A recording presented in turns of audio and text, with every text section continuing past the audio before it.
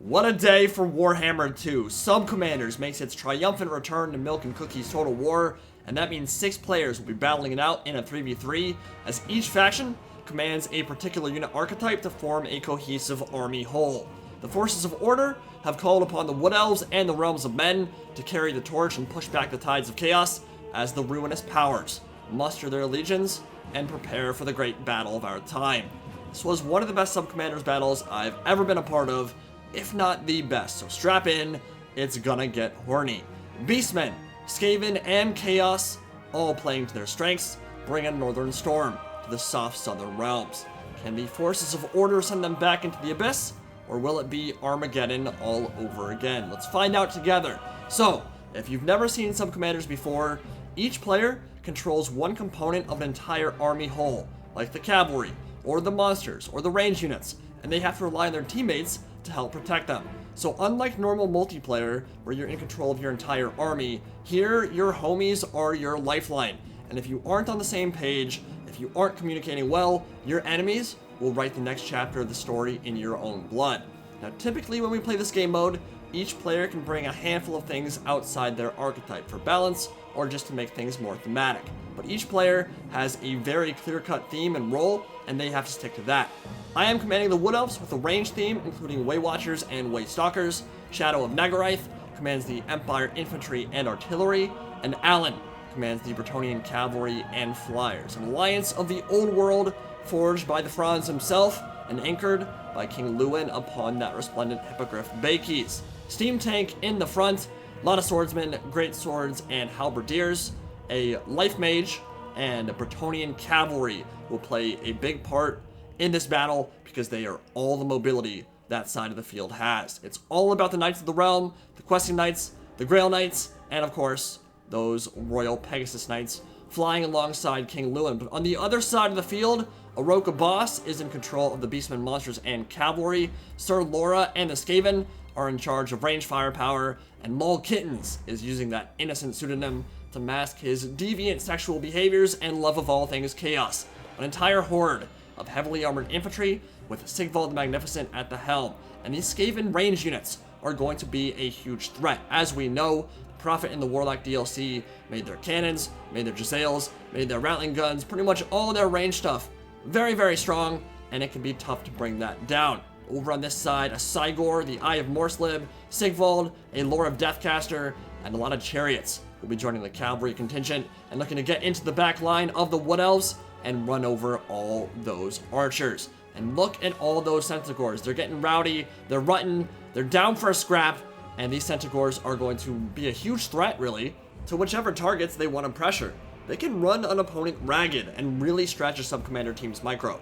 Good teamwork will be required to catch them and bring them down. But as the battle starts, it's the Eye of Morslib, sharing his love of amber with the world, yeeting the worst Wood Elves mechanic across Blue Reach River and plonking a very unfortunate group of great swords in the face. And it's very good positioning from that thing too. Hammer of the Witches will have some serious trouble getting a bead on that Cygor when he's weaving in and out of the forest.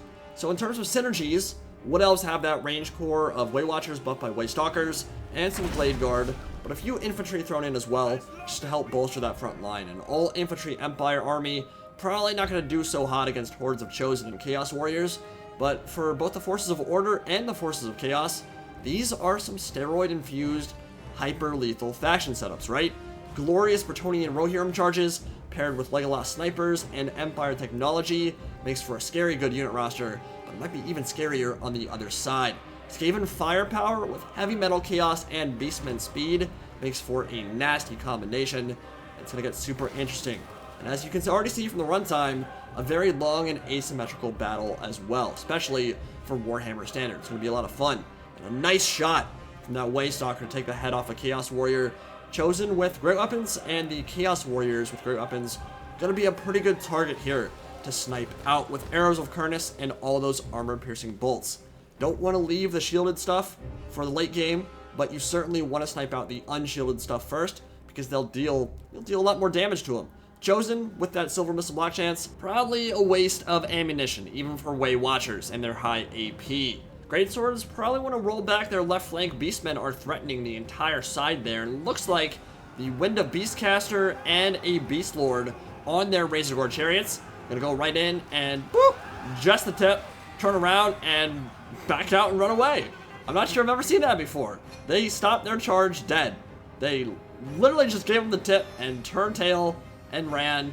Didn't deal very much damage because of it. If they'd gone all the way through the formation there, probably could have dealt quite a bit of damage. Those greatswords were not ready for it, but maybe scared of all the ranged stuff behind.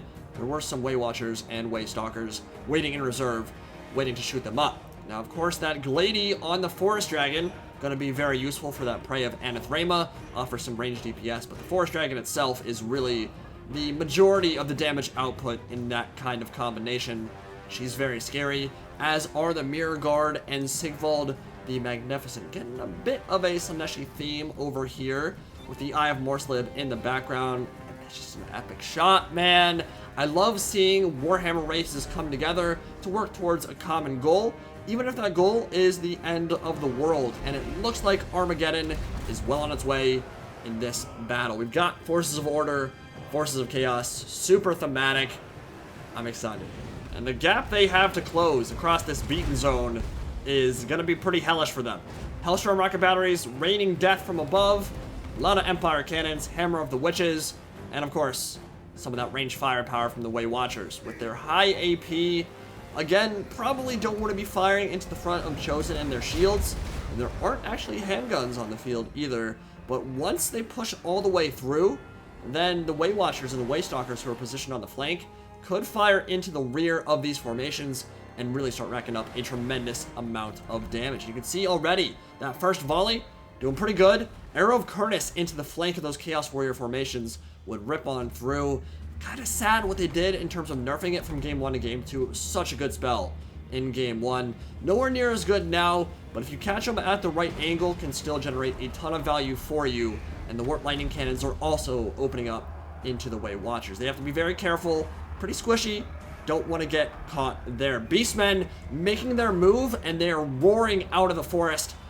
And the beast from the Drakwold, the Cloven ones, the true children of chaos, will fly in from above on the wings of Harpies and swoop into the back line and start being very, very annoying.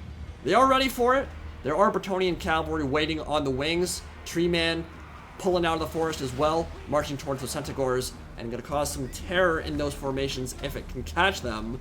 But the Knights of the Realm are outnumbered in that fight. There are a lot of throwing axes there too. Not really a unit you want to chase, especially when there are 3 of them. They can put the hurt on you pretty bad. Razorgore Chariots trying to pull through the Wardens of Sithrall, and the cavalry fight will begin in earnest. I am Groot.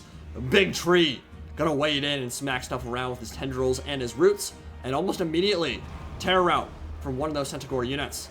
Pretty good stuff, but the Knights of the Realm are getting shredded by all that AP missile fire. Something they'll definitely have to keep an eye on. Prey of Anathrema goes down to tie down the Razorgore Chariots. The Way Watchers and the Way Stalker are right there at point blank range, really, to fire in. Looking back, maybe a flash bomb should have gone down to tie them up and make it impossible for them to escape once the net disappeared. Either way, Dragon does get a couple juicy bites in, and a couple close range volleys will take that Razorgore Chariot down past half HP. Great swords. They're getting murdered at the moment, and it's not going to get any better for them here as Deathglow Bombardiers throw their poisonous gas into the middle of this engagement. Chaos Warriors are getting beaten to hell, and the Hellstorm rocket batteries are continuing to fire in.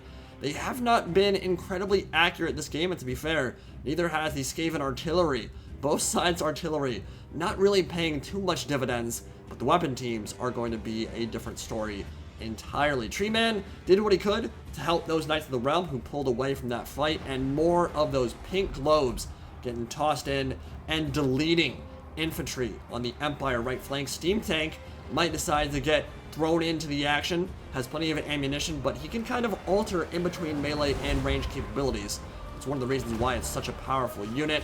And Chaos Warriors getting a little bit of Skaven friendly fire. Would not be a Skaven battle without seeing them blow up their allies. But the Knights of Bretonnia surrounding Sigvald, Flock of Doom, Overcast, a beautiful one, and Oroka Boss and the Beastmen being very cautious with the Centaur play, and I like that. The later this battle goes, the more is left in those Centaur units when you get to the late stages of the game, the better they're going to be. because they're going to have that immune to fatigue, that immune to vigor, which means that their stat differential will be quite a bit more substantial in the later stages when compared to fighting stuff in the beginning when everything's already still fresh. So hold on to those, strike when you are ready, and you could do some serious damage. I like this attack though. Wardens of Sith going in, and a soporific breath gonna hold those chosen down while poisonous gases rip through the flank of that formation, shred them apart. Pretty good value generated there, and of course the Wardens of Sith have that armor sundering and armor piercing. Gonna be a pretty good engagement there, especially when the Forest Dragon decides to charge in. But Questing Knights, blinded by the light, revved up like a deuce by Siggy's perfectly chiseled ass, and they have tunnel vision. Only a handful of models hitting the Scion of Slanesh, while they're getting pounded by amber boulders, and that is not really where they want to be. If they were charging into Chaos Warriors or infantry, they'd be in a great spot. Instead, the Beast Lord and the Amber Caster gonna charge in from the flank on those chariots, and maybe kill off those units with a couple more well-placed boulders. But the Chosen and Chaos Warriors on this side crumbled under the assault from that Forest Dragon and that soporific breath, and the Wardens of Sithral with their armor sundering generating a ton of value with a beautiful charge, and the Grail Knights going right up the center into the midst of those Deathglow Bombardiers. More great Grail Knight charges, and they are generating a ton of value for the Forces of Order, as you would expect from the glorious Grail Knights. But these Questing Knights have disappeared. They've pretty much gone extinct. They've just sat there on top of Sigvald. Of course, there's a lot to micro at the moment. No shame there whatsoever. But those cav units are going to die as they sit there trying to take out Sigvald. And to be fair, they have done a lot of damage to him, but if they can't take him out, it's going to be problematic. Looks like the Flyers, King Lewin, dropping that Sword of Corone as a Howling Warp Gale also lands on top of him, freezes him and the Royal Pegasus Knights in place. But they got in and amongst some of the artillery. Gotta be careful though. Natty Bubos, Rattling Guns, and some more Jezzails are back there. The Lion's Shield will provide that ward save and missile resist to help them tank through some of that. But that'll only go so far. They'll need to be careful. Throwing axes, causing tons of havoc, being very annoying, and the Eye of Morslib taking so much cover in the forest there, even the Hammer of the Witches will not be able to penetrate all that cover. So the Eternal Guard, Unbreakable version, Winterheart Guard fighting out with some great swords alongside enemy halberds, and they will be able to carve through them pretty quickly. Halberds, Chaos Warrior halberds, just not that great in sustained melee combat with armor-piercing infantry. They will go down, but it looks like Lewin and the Flyers have been seen off. An entire regiment, entire squadrons of Gunner Underslingers, the Jezzails, Natty Bubos sharpshooters, firing in. Royal Pegasus Knights are nowhere to be seen. They might have been destroyed. King Lewin did pop that missile resist though. 44% will make sure he isn't deleted by all that armor-piercing missile fire. Way Watchers firing in, and a Steam Tank and a Tree Man going back-to-back, Bunny Cop style, in the middle of a bunch of Chaos Warriors with halberds. And that is why these kind of battles are amazing. Where else can you see a huge overgrown Ent and a big angry Steam Tank chug its way through enemy battle lines? Amazing. That is so cool, and a couple Waywatcher volleys should send them to meet their powers in the warp. So we're 13 minutes in, and it is still a dead stalemate. Looks like the first waves have been beaten back. That Deathcaster needs to be very careful. Could come out the other side looking a bit like a pincushion. Sigvald is alive. He managed to survive a goon squad from Karl Franz and 2 full units of Questing Knights. But the Grail Knights are still having a wonderful time bowling over Chaos Warriors and just being a nuisance, using that immunity to Vigor to basically just run train wherever they want to. But the Beastmen are close by, and both Grail Knights are beat up, especially after taking an Amber Boulder to the ass, and 4 or 5 of those Knights will drop to that pretty powerful shot from the Cygor. Eye of Morslib has been great this battle so far. So is the Forest Dragon. Karl Franz is still alive, and the Hammer of the Witches ready to fire in some more. Might be out of ammunition though, actually getting pretty close, if not already, and certainly done a lot of damage to that Cygor. But the first stage of this battle is now over. There's a second part though. The Beastmen are gathering in the forest. They're ready to charge in, and the Skaven artillery and the ranged bastion in the back lines still has yet to be taken. And they're on top of that hill. Steam Tank might be a great line breaker to get in there and start causing a lot of havoc. But first, gonna have to get through the chaff and close the gap across the beaten zone as Giselles and Warp Lightning Cannons continue to fire in. So all the routing units and the Beastmen themselves, the highly mobile stuff, have retreated all the way back behind the gun lines and are just waiting for the forces of order to close the gap. Now, the Forest Dragon is at half HP. Steam Tank, Karl Franz, all of that important stuff is still alive. Tree Man at about 2/3 HP as well. So they're all looking good, but now they have to get into melee.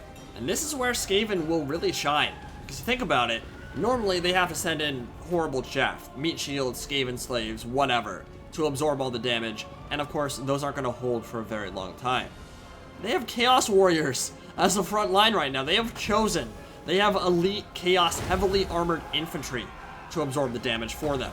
So that protecting their guns, very impactful and very important if you're the Skaven. Kind of opposite day. Normally it's the Skaven sacrificing themselves to keep the Chaos elites alive. Now it might just be the opposite. In fact, Skaven army is by far the most intact besides maybe the Beastmen on the field. Wood Elves have been tattered by all the Centaur charges and the Harpy attack at the beginning. Giselles about to open fire, but cannons will be able to fire across and start taking some of them as well. Planeclaw catapults also raining noxious buboes from the skies, and that'll blow up some of the infantry as well. So we got an artillery duel, maybe not quite ready to charge into melee for the forces of order, but they will have to close the gap. They are outranged. They do have less ammunition on their artillery that exists, and waiting for the Glade Lord to fire in with a nice arrow of Karnas, gonna rip through, and that killed at least 15 models. That was pretty nasty. And the Way Watchers firing in on those halberds, a perfect target. That is exactly the kind of target you want to fire in. And we're gonna watch that HP bar drop like crazy. It's just gonna plummet as Starfire shafts, as Way Watchers fire in. It's gonna go from about 5,000 HP to 3,000 in only a couple of seconds. But the Giselles firing in on the Glade Lord, and there's not a lot of healing on the map.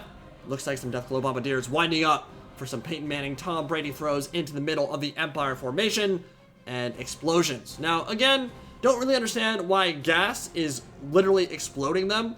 It should just be causing them to, like, vomit up their lungs and stuff, but I guess that animation would have been pretty hard to make. Steam Tank will start bowling over these halberds and terror rout them, and the Empire State troops will hold for as long as they can, but they are getting ripped apart, eviscerated by all that Poison Globe fire. And those are very good for deleting infantry. But the Wood Elves have pushed out onto the right flank. On the left, Centaurs, causing quite a lot of carnage there. And the Razor Gorge charging in on those chariots, trying to get in through and get into those Way Watchers. But of course, a lot of them out of ammunition at this point. They're not going to be doing a lot of shooting. They just need to get into melee. Then they'll lose that fight. But that's fine, because if they fired all their ammo, they probably already paid for themselves. Giselles continuing to fire in on the high-value stuff. Now shooting at the Tree Man, and Steam Tank getting close. But that was 3 full volleys of throwing axes, and that will chunk through even the very heavily armored hull of a Steam Tank. Razor Gores and the Centaurs, they smell blood in the water. They're getting into the back lines. They're running over stuff. Forest Dragon is nearby, terror routed one of those cav units. 3 of them will drop as those fangs bite deep and drink blood of the Children of Chaos. But over on this side, the beloved son of Bretonnia, King Lewin, with that Lion's Shield popped, going after the big Cygor, trying to take out the Eye of Morsleb. Sword of Corone has also popped here, and a big fight. Hawkeyes of Drakira, and a Warp Lightning about to rain down on the Wardens of Sithrall. Way Watchers are starting to get committed into melee because they are out of ammunition. And they're honestly not terrible in melee, but they're not going to beat Chaos Warriors either. It's do or die time at this point. You just gotta go in, and you gotta do whatever you can to turn this fight. Everything. All the high value stuff, from the Glady, to the Steam Tank, to Lewin, to the Greyseer, to the Grail Knights, to the Natty Bubo Sharpshooters. They're all dropping like crazy. Their HP is dropping. It's late stages now. Sigvald has hit the healing cap. A couple hits from a Forest Dragon would probably be enough to kill him. And you see that Howling Warp Gale being used over and over again to tie down Lewin and the Forest Dragon and give those Giselles more time to fire. But here come the Centaurs, and this is where they thrive. Immune to Vigor in the late stages of the battle, have not lost it because they have not routed. I think when they lose their leadership to a point, they will lose their immunity to Vigor, but it won't kick in now because they're doing pretty hot. And actually, I Have Morslib will drop to Grail Knights, and that is a huge kill for the Forces of Order. And that monster that was terrorizing Athelloren for so long has finally been slain by their Bretonian allies. Glade Lord going in on the Greyseer, attack him, do a ton of damage to him. And King Lewin and Sigvald and a Steam Tank dueling it out as more armor-piercing axes rain in and start pin-cushioning the flank of Bakies. Steam Tank gonna try and hold them back, just be that bastion to keep King Lewin in the fight, allow that regen to kick in from that Beloved Sun buff. Sigvald is seconds away from death, but so is the Steam Tank, and Siggy is getting bullied now. Just got sent flying across the map from one push, and again, the tip from that Steam Tank to send Siggy flying even further. He probably likes it. Blade Lord looking for a target to land on, but it has to be so careful. Steam Tank goes down. Sigvald is one hit from death at this point, maybe two, but the Centaurs are still alive. That ammo, though, that's a hard shot. If the Glady's moving, she should be able to dodge that ammunition, and each of those volleys could be the difference between winning and losing the game. Sword of Corone from King Lewin. He's still trying desperately to dodge all that Natty Bubo sharpshooter fire, and in the trees, probably the best place for him. Tree Man walking around, ready to smack some Skaven, and Sigvald surrounded by the Winterheart Guard, who are unbreakable and pushing forward, trying desperately to get in and shut down those Skaven range units. But for now, they're still online, and the Scion of Slanesh is still slaying things. But the Beastmen are the biggest threat left on the field. Oroka Boss, those Rizdegor chariots, and the Centaurs have made such a huge impact on this game, striking over and over at the weakest points on the line and being kept until the late stages of the game here. And the Glady, well, yeah, you could go into melee and try to beat Sigvald up with the Forest Dragon, but why do that when you can just snipe him out? Put one arrow in the butt, and he's gone. Gone for good. Sigvald the Magnificent out of the fight. That's a big loss on the balance of power. And 22 minutes in, we are still dead even between the Forces of Order and the Forces of Chaos, and a Tree Man getting in there with a bunch of gutter runners, and that is just going to turn them into pulp. They're going to turn into fertilizer for the woods of Athelloren, and the Tree Man kicking some serious ass over here. One of my favorite models. Glorious to behold. Awesome. Absolutely awesome. But over here, King Lewin and the Glade Lord and a Waystalker fighting it out with Centaurs. Prey of Anathrema goes down, trying to pin that one in place, but now they're swarming, and this could get very dangerous. In a 1v1 fight, of course, either King Lewin or the Forest Dragon would crush Centaurs all day long. They're low in HP, and they will prevent them from taking off. If the Razorgore chariots charge in from the flank, that could deal some serious damage, and they're realizing their mistake. They have to get out of here. King Lewin is so low at this point, and Centaurs are exceptional at preventing fast movers and flyers from taking off again, because they're so quick. But it looks like the Glady got away, and that's huge. That is huge, that at least one of the Lords will still be alive, and at any point, if she lands at the right target, at the right time, could be a terror route for Chaos and a win for Order. Big soporific breath, gonna rip in now. They dodged out of the way, though. Very nicely played from Oroka Boss. Very, very smart to see that one coming and dodge out of the way. Razorgore chariots are waiting. Big attack coming in, and the Bray Shaman could go down under that assault, but the Centaurs are swarming. Full surround off now. Multiple chariots gonna be chomping at the bit to get into the flank of that Forest Dragon, and it won't be long now. It looks like the Forces of Order have run out of steam. Forest Dragon and the Glady drop. Man, she dropped like crazy fast there. And that will be the game. Army losses kicks in, and the Forces of Chaos managed to take the field. And the Beastmen were beastly that game. Those Centaurs and Chariot plays were very, very good. Harpies maybe a little bit overzealous in that attack, but they did a good job to deal quite a bit of damage to the Waystalkers, the Waywatchers, and the range units in the back lines.